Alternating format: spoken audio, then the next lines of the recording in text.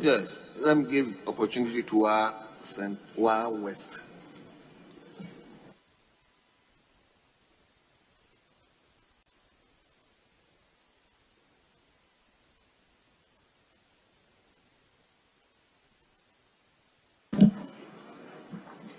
Thank you very much, Mr. Speaker, for the opportunity to contribute to the statement. I wish I could do it for the first one that talked about refugees, but my heart is touched when my colleague from Tema Central made a very good statement about terrorism. See something, say something. And I would therefore want to make a contribution towards that.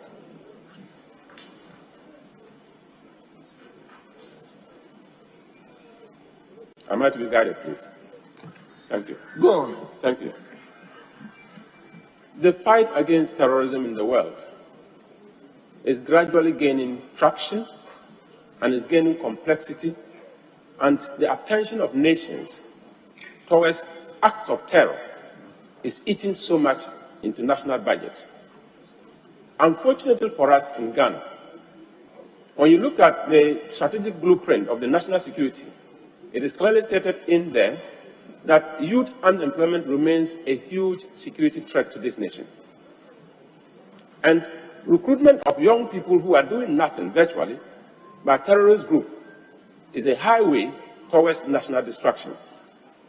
So when the issue of see something, say something was launched, all of us within the security circles and the political circles got so excited, because in a democracy where it is all about sharing your own opinion, and the local parlance, as we put it, kabi mamin kabi.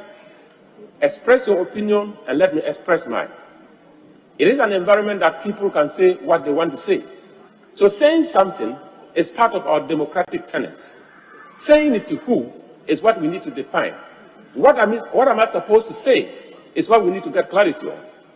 But I think that the many prank calls that were experienced immediately after the launch of this very important project tells us as a country that we need to get serious, try as much as we can to enhance the security consciousness of the populace, to understand that where the state is weak, all of us must come together as a people to strengthen the part that will give us the best of security.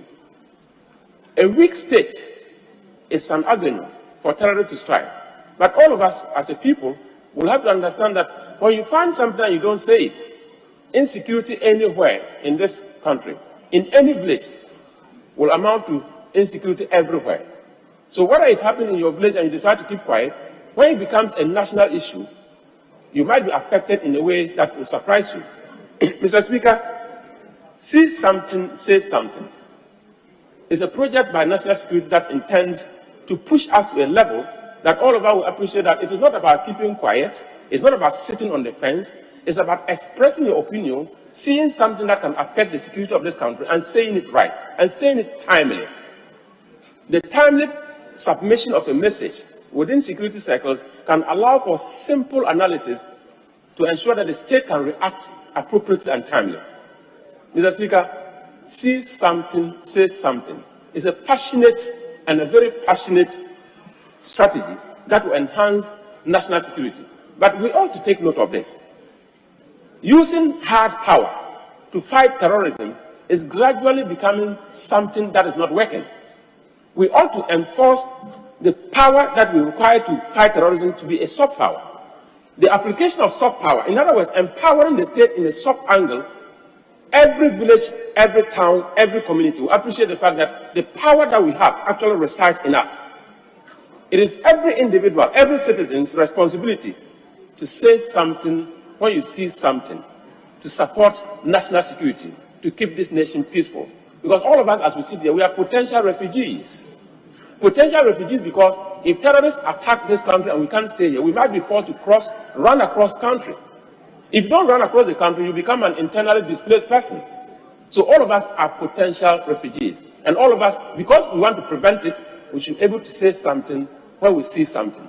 With these few words, Mr. Speaker, I want to thank you for the opportunity to contribute to this very important statement. Thank you so much.